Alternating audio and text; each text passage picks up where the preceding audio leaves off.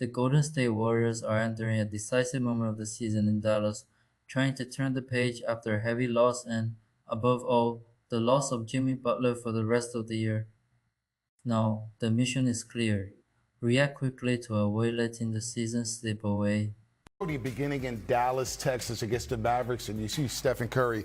And we are still on sneaker watch. He's wearing the anti-Kai 3s. That's right. Kyrie Irving with Anta now, Klay Thompson Shoe Company.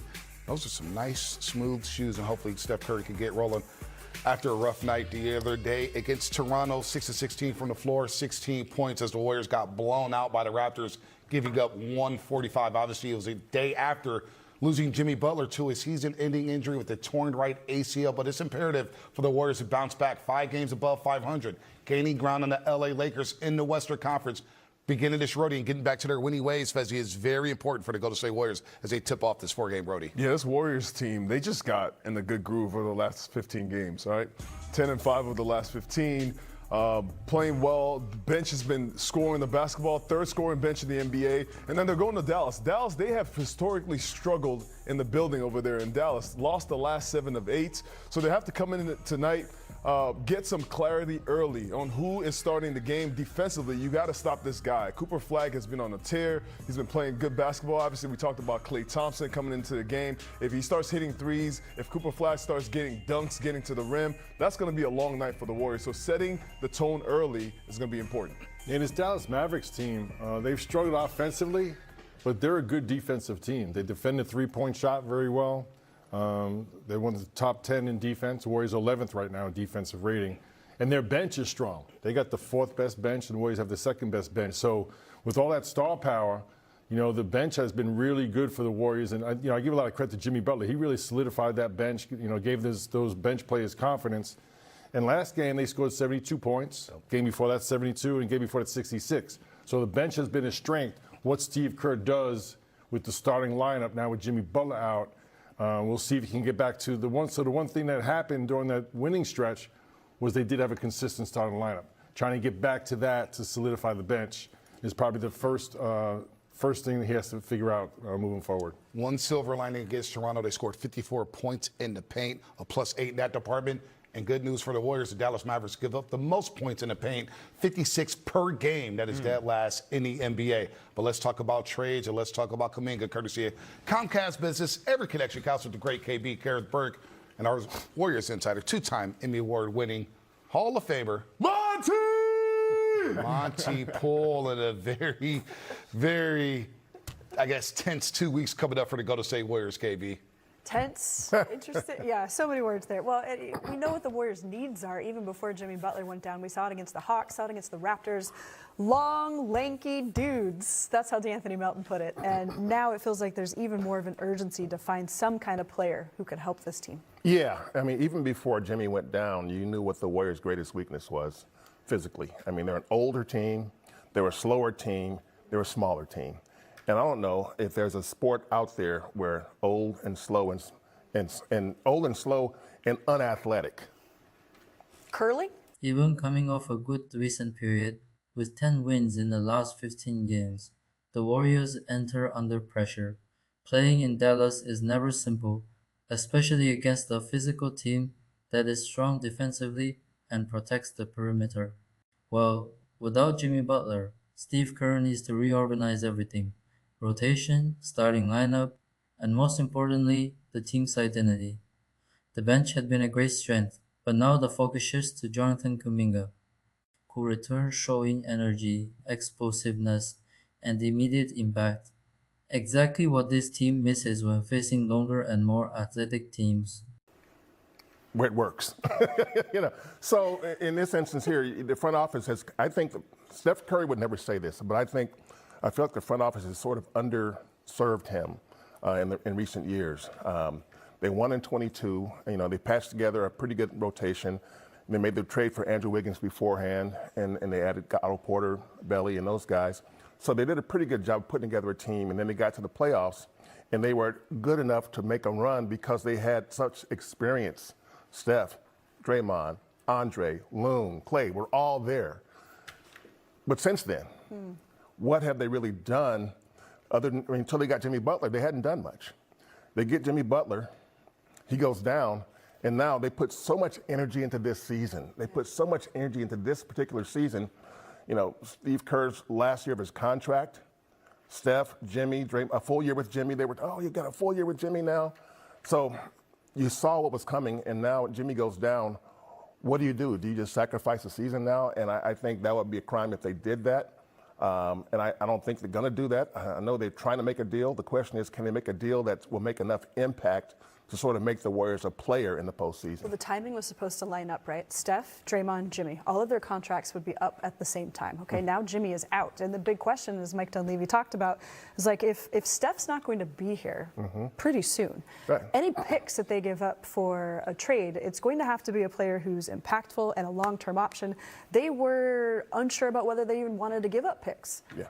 How does the situation change so drastically now? Well, yeah. I mean, Mike basically said that, you know, if they were to, picks are on the table, but if they were to move those picks, it would be because they're getting a player who would be here now and also be here when Steph leaves.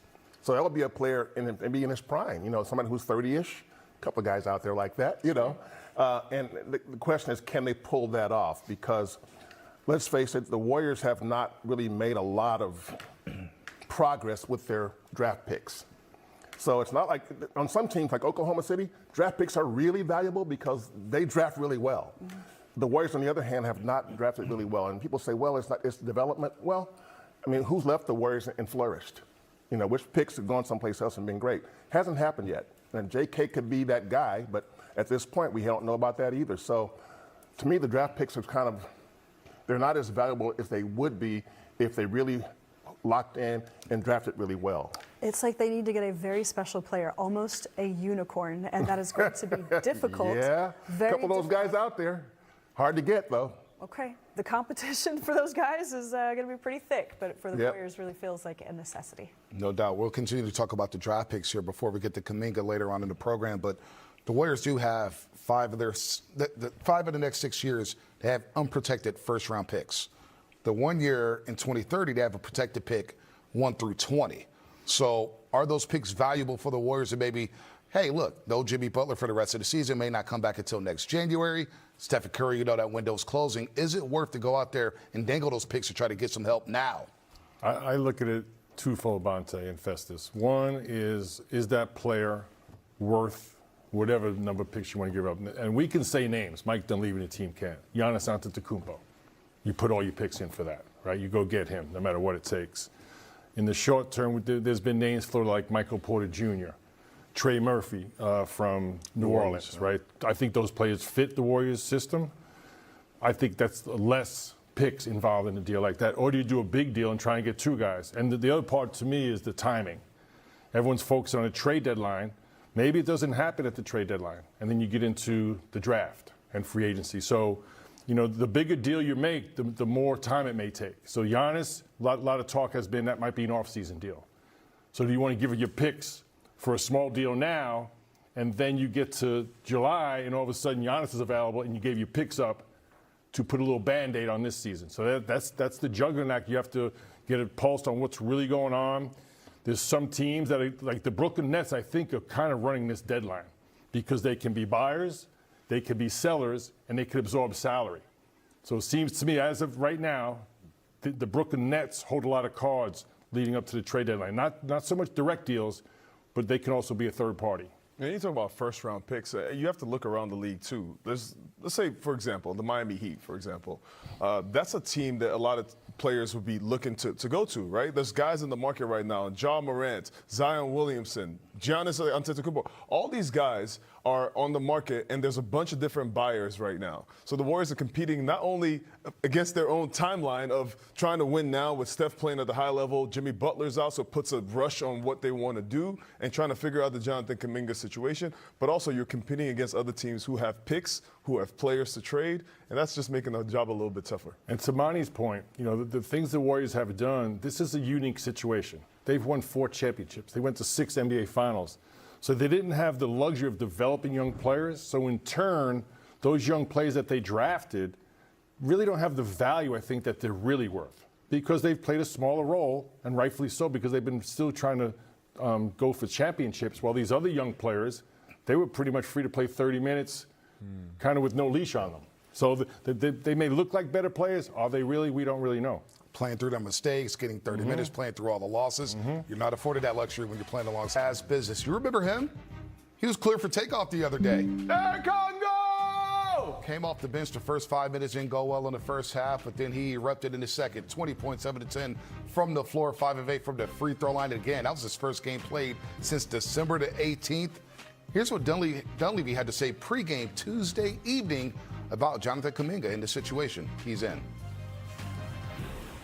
So when you make a demand, there needs to be demand on the market. So we'll see where that unfolds. But heard always with these guys, I tell them I'm willing to work with them. Want to help people out, whether that's JK or any player on our roster. So we're good with, if that's his wishes, trying to figure that out. But we got to do what's best for our organization, and that's what we'll do. I'm probably disappointed it hasn't worked out better, but it is what it is. And without getting into it too much, I think I have a pretty good understanding of what's gone on. And but there's still time left here. He's on our roster. I know the trade has been requested, but nothing's imminent. And things in this league can change in a heartbeat, as they did last night. So he's got to be ready, and we'll be ready. Again, those comments were made before the Toronto Raptors game. Then what happened after the game, Jonathan Kuminga ended up with 20 points and looked like he was one of the better players on the floor for the Golden State Warriors. Now, I get it. They were down 30, and some people may think they're empty calories. But he did look like he was ready to roll. He was fluid. He was active. And it just looked easy for him once he found his rhythm. So, Fezzi, I'll start with you here. What is next for the Warriors after this new chapter? What is next for the Warriors when it comes to the Jonathan Kuminga saga? Because obviously a lot of people are annoyed about it. He's being talked about every single day, nationally, locally. Well, for the kid to stay ready in this game after not playing for 60 games is very impressive, alongside Buddy Hield, who also dropped 25 points in that game. But what's next? Yeah, Bonte, there's a lot to be disappointed about this whole situation. The Warriors gave Jonathan Kuminga a 2-year contract. On the outside, it looked like a trade-friendly contract. But in hearing Mike Dunleavy's comments right now, it also seems like the Warriors were hoping that in some case, he would fit into the system. He would work. He would be the core of the next generation of this Warriors team.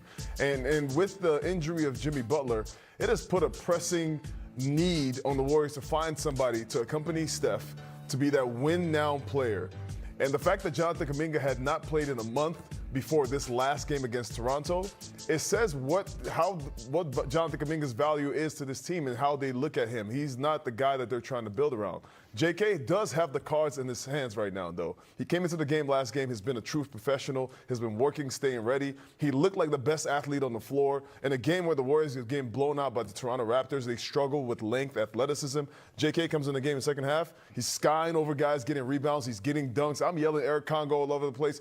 Watching JK play on the floor like that, it makes you disappointed. It makes you frustrated because this athlete right here could be a huge asset. Mully, does Steve Kerr's future have any bearing on what they may do with Jonathan Kuminga? He's in the last year of his deal. Not sure if he's going to coach next season. And then if you give up Kuminga, that's an asset who's young, 23 years old. But then you may not have Steve Kerr back. So do you think that has any bearing on what the Warriors may do with JK? Yeah, listening to Mike Dunleavy's comments, Bonte, two things. Steve Kerr's future could definitely influence your decision-making in the short term and long term.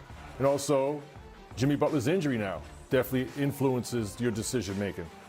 But I think it's important to understand how we got here.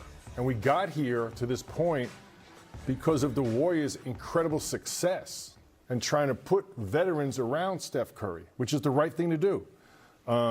Investing in Draymond Green, investing in Jimmy Butler. So, look, restricted free agency is a tricky part of the collective bargaining agreement. It's an avenue you can take, but it's not always the most advantageous for team building because you're based on a one-year deal. You're basically saying, we're not sure. So they did the best they could do under those circumstances, gave him a decent salary for basically 1 year because it's a team option. But it's a very tenuous situation, almost a day-to-day situation, how he's playing, how the team's winning. And for some reason, Jonathan's been somewhat of a lightning rod for reaction. But as we watch games, we watch every game. The nights they get really outplayed physically, athletically, it is somewhat puzzling when he doesn't play. You got to admit that because he's their best athlete. Now, how you find the right combination is more important than Jonathan scoring 20 points and winning the game. That's what you have to focus on. To me, what adjustments can you make to make that work? To find the 5 combination players, whether it be starting on the bench, where Jonathan's input, scoring-wise, defense, all those things you do basketball-wise, impacts winning. Because to me, on the outside, structurally thinking from a basketball standpoint, Jimmy Butler's a pretty tough fit next to Steph Curry. 2 very different style players. One's an ISO guy, one likes some motion and freedom of movement. Steve Kerr figured it out pretty brilliantly, in my opinion. And they were rolling. They were maybe the 4th best team in the league before Jimmy Butler. So they figured that out. I think there's a way to figure this piece out for Jonathan. He's in some ways very similar to Jimmy Butler. He's an isolation player, athleticism. He can go one-on-one. We saw last game. They actually came double teaming him. So finding to put the right players around him. Is it with Melton and Brandon Pajemski with the second unit so he thrives? Does he go in the starting lineup? I'm not quite sure. But that's the task at hand now, to try and figure that out. In the short term, you got about, 10 days or 2 weeks before the trade deadline. Does all of a sudden it work where you say, you know what, we're better off rolling with this for the rest of the season? As you said, Bonte, whether it be Steve Kerr's future, what's going on with Jimmy Butler, that's a lot to digest in a short amount of time to make a long-term decision. And you have Stephen Curry, who wants to win, and he's 37 years There's old. another factor. Yep. You know, the part that I had to this whole thing, Mully, you just said like they figured it out, they're rolling right now. But it's taken almost half the season for the Warriors to figure out the lineups with Jimmy Butler and Steph. I feel like JK kind of gets an unfair advantage because if you're trying to figure out the lineup with JK in a week and a half or 2 weeks before the trade deadline, that's not really the same thing. But JK he's shown he's ready, and I'm excited to see how he continues to improve and what lineup Steve Kerr tries to find to really make him play to that level that we know he can play at. From a basketball standpoint, I asked this question not just about the Warriors, the league in general. You know, everyone plays 5 out, and you hear a lot of coaches and analysts talk about how fast the game is, and the schedule's too much, and it's too much, physical demand. You don't have to play like that every single night. You know, Steve Kerr is one of the best ATO, after timeout, play callers. To me, sometimes have a night where you go to structure, run some set plays, a less physically demanding style of play, and it's kind of a curveball to your opposition.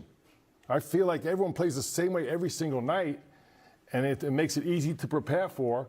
I would like to see a little wrinkle here and there, not just with the Warriors in general. Like, just, you know what, we're going to go back to, we're going to call plays, we're going to cut possessions down, maybe for a night or two, and see how that works. That's a good point. You know, pitcher doesn't throw a fastball all the time, about that. No, you're absolutely right. A little changeup, a little curveball. Yeah. Maybe a knuckleball. We've been working too long together, man. We've been working too long together. Let's hear from Steve Kerr earlier today on what he wants to see from Jonathan Kuminga. I want to see the same thing I want to see from the rest of our guys. Just play hard, do the things that we're preaching, play with energy, play as a group, and let's go get victories.